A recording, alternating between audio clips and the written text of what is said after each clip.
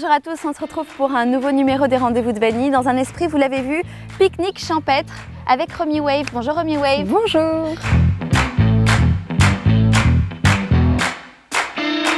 On est dans le thème par rapport à toi, artistiquement. C'est vrai qu'en ce moment, je suis très champêtre, summer. Et voilà, printanière, solaire. On va en parler justement. Avant, Romy, on va revenir un petit peu sur le début. Si on revient sur le début, sur tout ce que tu as fait, je pense qu'il faut une bonne heure d'émission pour aborder. Mais c'est vrai que tu as fait beaucoup de choses. La musique, elle a commencé très tôt. Alors ça, c'est ce qu'on entend souvent avec les artistes. Mais pour toi, c'est vraiment le cas parce que tu as très vite fait de la musique en groupe, on va dire, avec des enfants jeunes. Oui. À Genève. Ouais, c'est ça. Tu veux dire avec la fondation Little Dreams. Ouais, c'était super. J'étais effectivement assez petite, j'avais 13 ans quand je suis entrée dans cette fondation. Et puis c'est là que j'ai honnêtement tout appris. Vraiment genre de la base, monter sur scène. On était tout le temps sur scène d'ailleurs avec ce groupe. C'était des années vraiment super. Un bon exercice. Ah ouais, un super exercice. À 13 ans, on n'a pas comme ça l'habitude de monter sur scène. C'est tellement peu commun que du coup c'est un super atout. Très jeune de savoir faire ça. Je comprends pas d'ailleurs qu'on ne connaisse pas plus ton nom ici en Suisse parce que tu as fait énormément de choses. C'est-à-dire que tu es passé par la scène, passé par des télécrochets, tu es passé par plein de choses, on va le raconter. Tu as déjà continué la musique en participant au télécrochet The Voice Switzerland. Ouais. T'es passé jusqu'en finale. Ouais. Là-bas. Finale, ouais. Ça aussi, c'était super d'ailleurs comme belle expérience. Aventure. Ah, c'était une magnifique aventure, mais ça c'était sous mon vrai nom, donc c'était avant Romy. Du coup, en fait, j'ai fait pas mal de choses en Suisse avant Romy, donc quand j'étais Sarah, quand mon vrai moi était l'artiste, voilà. Et ça, c'était aussi une aventure super. Franchement, The Voice of Switzerland, c'était génial. Que des bonnes choses en sont ressorties. Je m'attendais tellement pas à aller jusqu'en finale, c'est tellement improbable, pour être honnête. Et c'était super. Vraiment une très bonne ambiance avec tout le monde. C'était une tournée qui a suivi avec ton coach. Voilà, une tournée, exactement, avec le coach et ensuite toute seule, enfin accompagnée de mon band. Donc, c'est à ce moment-là que j'ai fait d'ailleurs pour la première fois mes chansons originales. On le dit, tu viens du Valais. Voilà. Et c'est vrai que c'est pas toujours évident pour les Suisses, les talents suisses de percer, mais il y a quand même l'opportunité de faire pas mal de scènes, de lives, de festivals. Ah mais oui, mais en Suisse, il y a tellement de scènes en fait, il y a tellement de festivals. Je crois que c'est il me semble que j'avais vu sur internet que c'était genre le plus petit pays avec la plus grosse proportion de festivals. Ouais, à l'échelle, c'est là où il y a le plus d'événements. Voilà, exactement. Donc il y a de quoi faire et ce serait trop dommage de pas en profiter en fait. Et puis d'ailleurs, c'est ce que j'ai fait un petit peu genre ces dernières années. Je suis partie j'ai plus travaillé à l'étranger, on va dire. Et tout à coup, je me suis dit, mais en fait, j'ai envie de faire de la scène. Et puis en Suisse, il y en a tellement, mais pourquoi pas revenir à la maison et puis faire ça. Et du coup, c'est ce que j'ai recommencé à faire cette année, dès que le Covid s'est arrêté. Ce que j'ai l'impression, en essayant de mieux te connaître, en lisant, en voyant tout ce que tu as fait, c'est qu'il y a aussi un côté entrepreneuse chez toi, où tu n'es pas, avec des guillemets, mais la simple artiste qui attend qu'on lui propose quelque chose ou que quelqu'un la repère. Non, tu prends toujours les devants, tu as créé ta chaîne YouTube, qui est un véritable carton parce que tu as beaucoup de monde qui te suit sur la chaîne YouTube. Hein. Ouais, 400, j'ai vu hier 470 000, un truc comme ça. Tu te rends compte, c'est énorme. Sur YouTube, en plus, c'est pas facile. Hein. Ouais, c'est sûr. J'avais tout donné à ce moment-là. D'ailleurs, c'était après The Voice. Et c'est à ce moment-là que je me suis dit, il faut que je fasse ma présence en ligne, qui était nulle à ce moment-là. Je n'avais jamais fait quoi que ce soit. Là, on est quoi, en 2015 2015, ouais. 2015. Exact. Et du coup, j'ai commencé à poster des vidéos.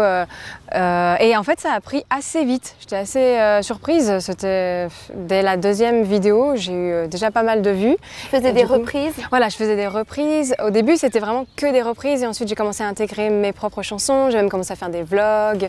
Carrément. Ouais, l'aventure YouTube, j'étais à fond dedans. Et d'ailleurs, même, je me suis un peu trop perdue dedans. Tu sais, j'étais vraiment genre, tu passais trop de temps tellement dessus. Cool. Mais qu'au final, j'en ai presque un peu oublié le reste. Mais c'était quand même une phase super sympa de ma vie. Après, tu as décidé de participer à un nouveau concours. Alors, tu parles du concours d'Alan Walker, c'est ça. Ouais, alors en fait, si tu veux, en vrai, ça s'est fait tellement C'était un hasard pur. C'est-à-dire que moi, mes followers sur YouTube, ils adorent les chansons d'Alan Walker. Ouais. Et je voyais que quand je reprenais une chanson d'Alan Walker, elle avait particulièrement plus de vues. Et du coup, je me suis dit, ah bah là, il vient de sortir une chanson. Et en plus, je l'aime trop. Je vais faire une reprise. J'ai posté cette reprise. Et genre 2 jours après, Alan Walker poste une vidéo et il dit, voilà, ceux qui font, faites une cover de ma chanson. Et puis, il y en a un qui sera sélectionné pour venir sur scène avec moi pour un concert. Très cool. Et du coup, et puis en plus, c'était marqué, il faut que la chanson soit dans cette tonalité. Enfin, j'ai fait exactement par hasard tout ce qu'il fallait avant qu'il annonce. Ouais.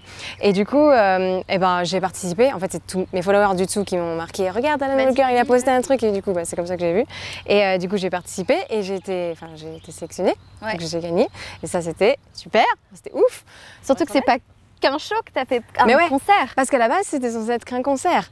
Et du coup, j'ai été à Munich et ça s'est super bien passé. J'ai rencontré toute son équipe et puis le concert, c'était juste magique, quoi.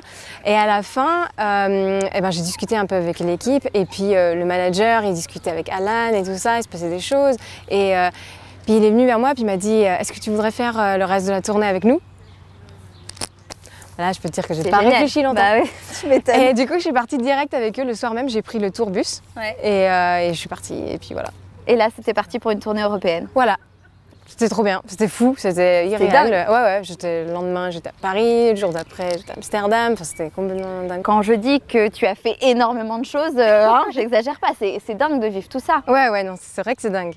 Et alors, depuis tout ce qui s'est passé, forcément, il y a eu une énorme coupure pour les artistes Covid. Ouais. Mais pour toi aujourd'hui, t'en es où ? Alors aujourd'hui, je relance mon projet personnel.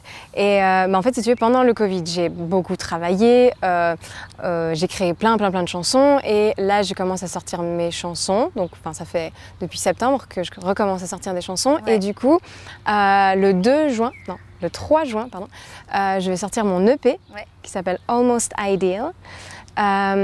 Et il y aura 2 concerts d'ailleurs. Il y aura un concert le 2 juin au Bleu Lézard à Lausanne. Donc en avant-première avant la sortie de l'EP. Voilà, exactement, ce sera vernissage. Ouais. Et un autre qui est aussi un concert de vernissage le lendemain, le jour J. Voilà, le jour J, le 3 juin à Ono, à Berne.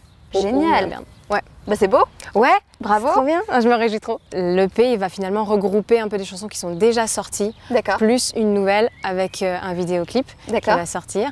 Et voilà, je me réjouis trop en fait de jouer sur scène, parce que ça fait tellement longtemps que j'ai pas pu remonter sur scène et avec mon propre projet, et du coup, je me réjouis. T'es en manque de cette adrénaline du live, quoi. Parce qu'en fait, c'est ça l'objectif. Moi, j'aime être sur scène, quoi. C'est ça qui me fait kiffer, quoi. Il va y avoir combien de titres dans cette EP ? Il y aura 4 titres. 4 titres, d'accord.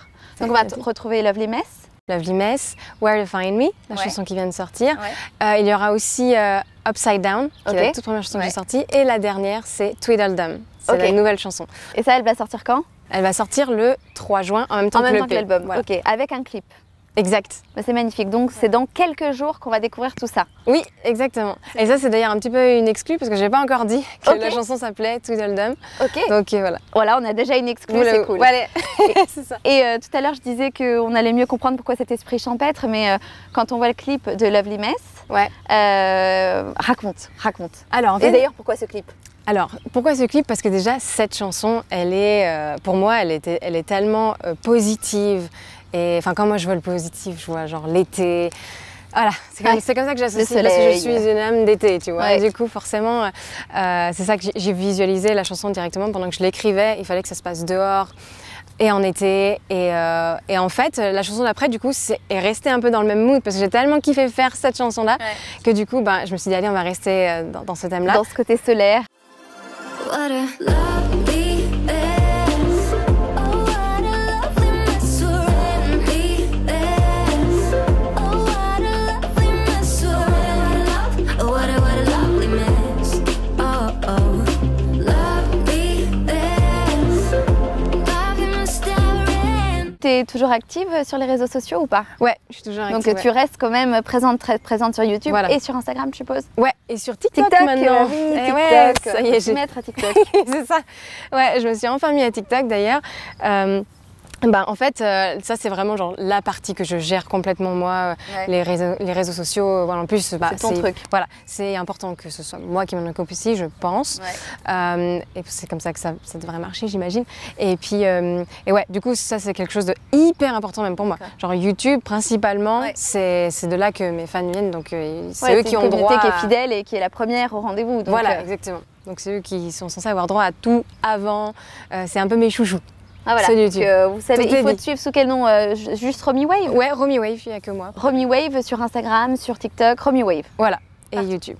Comme ça, vous savez, comme ça, vous allez être au courant des dates. C'est ça. De toutes ces rencontres avec Alan Walker, avec ces gens des tournées, avec ton ancien coach, est-ce que c'est des contacts qu'on arrive à garder? Est-ce que ça te permet, parce que tu parlais justement de contacts, ça te permet d'ouvrir aussi quelques portes, parce que c'est pas toujours facile? Ouais, c'est vrai que c'est pas toujours facile et les contacts, j'en ai gardé quelques-uns, mais c'est vrai qu'ils sont assez éloignés. Typiquement, juste avec les gens que tu viens de dire, avec mes coachs et tout ça de The Voice, on a aussi pris de la distance. Bien sûr, le temps passe. Voilà, et puis les gens d'Alan Walker, par contre, eux, ils sont hyper au taquet, ils me soutiennent à fond. C'est génial. Ah ouais, c'est trop bien, ils me suivent tous, on s'écrit et tout. Et donc, du coup, je sais que j'ai toujours possibilité, si jamais je leur écris, en tout cas de leur demander s'ils viennent en Suisse, si je peux passer. Ouais, d'avoir jouer avec eux. Il a décidé de se poser sur mon œil, quoi. Beaucoup. Un nouveau fan? Oh non, je crois qu'il est sur mon œil. Non, il n'y a rien. Bon, c'est bon. Je crois qu'il est parti, juste le temps collé.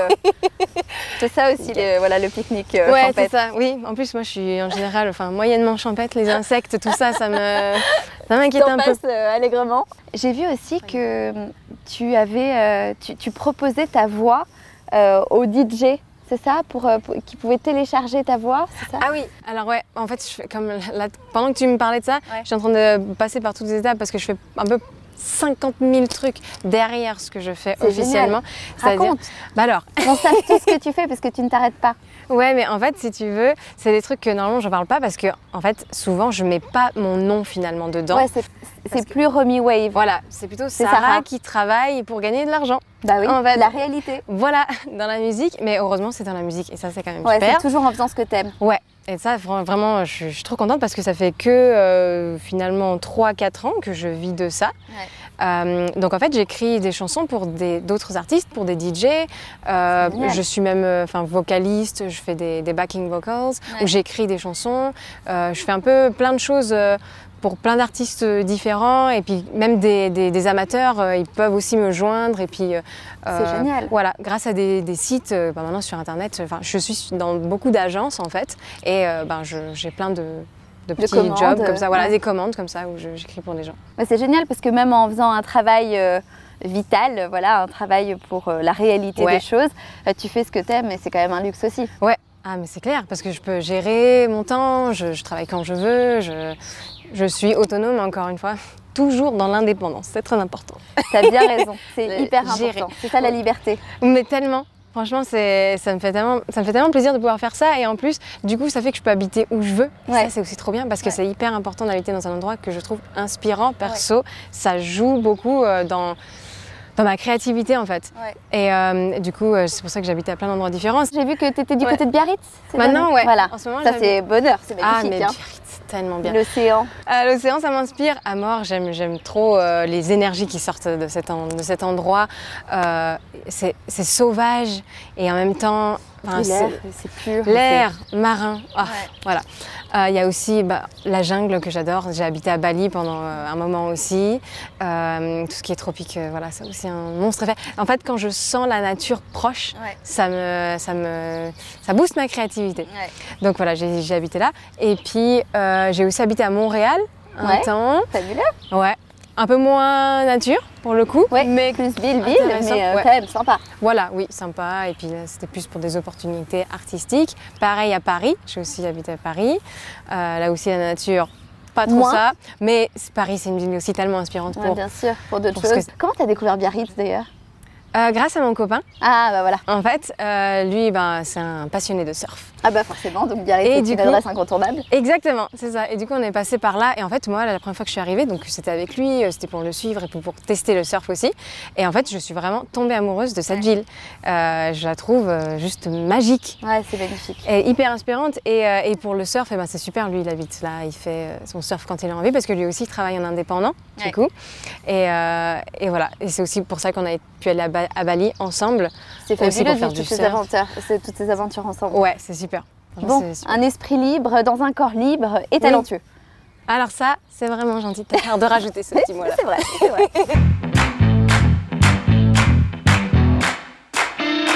Je vais finir cette émission en disant tout simplement... Alors, ok, bon... Bon déjà, merci beaucoup de nous avoir écoutés. C'était hyper agréable de venir ici, de discuter avec toi. Petit repas champêtre. Voilà, c'était super sympa de te rencontrer déjà. Ouais, j'ai vraiment entendu parler de toi, donc c'était vraiment cool de m'avoir accueilli ici, c'était trop bien. Et puis là, je vais vous laisser parce que, comme vous pouvez le voir, on a des petites choses à déguster. Et ça, c'est un peu la priorité. Voilà. Donc voilà, je vous souhaite une excellente journée. Merci beaucoup de nous avoir suivis. Et retrouvez-moi en concert, ça faut pas l'oublier, en concert le 2 juin à Lausanne, au Bleu Lézard. Venez, plein de gens, venez nous voir, ça va être super fun, on va bien s'amuser. Et voilà, c'est l'heure des pâtisseries. Tu veux commencer par quoi? Alors, moi je t'avoue que celui-là, il me tente pas mal. Citron? Non, celui-là, chocolat. Ah, et chocolat, tu ferais bien chocolat. Plus ouais, chocolat, c'est mieux. Hein.